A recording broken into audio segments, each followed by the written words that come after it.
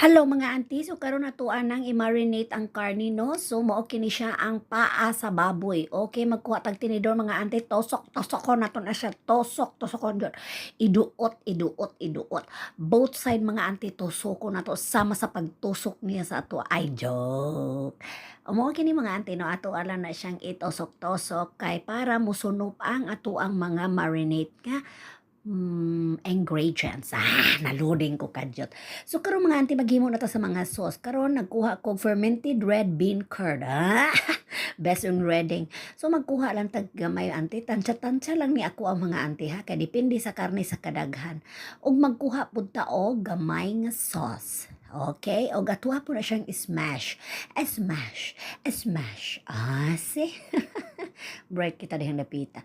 Ug pagkahuman mga auntie, maglunod po dayon ta og soy sauce.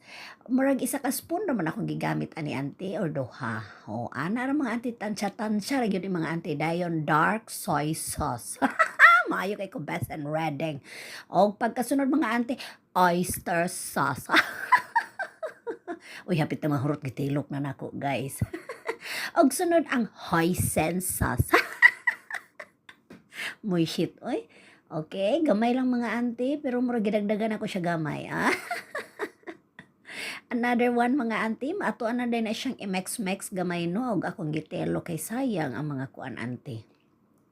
Ako'y kinuok ko magpanulunta. Og kani siya auntie, katong rice wine vinegar. Rice wine vinegar, best and redder again. Hi, man! O pagkasunod ang 5 spices powder. Daghan dapat ana auntie kay para humot siya. Usahon nimo na siya tanan mga auntie ha. Dayon white pepper mga auntie. Okay, kani nga ingredients auntie sus Ginoo ko. Brown sugar pud auntie ibutang. Kani nga ingredients mga auntie. Ako po ni siyang kuan. Kani po mga auntie is garlic, minced garlic. Kaning ingredients ante ako na nagikapi sa one of my friend. One of my friend. Okay mga ante, max. Katong karne nga atong gitusok-tosok dito ante ato ana dito ilono din hi ana. Oh, diba? Smashing. Dili smash oy. Ato ara na siyang i-marinate. Then kani siya mga ante lutoon nimo na siya sa air fry.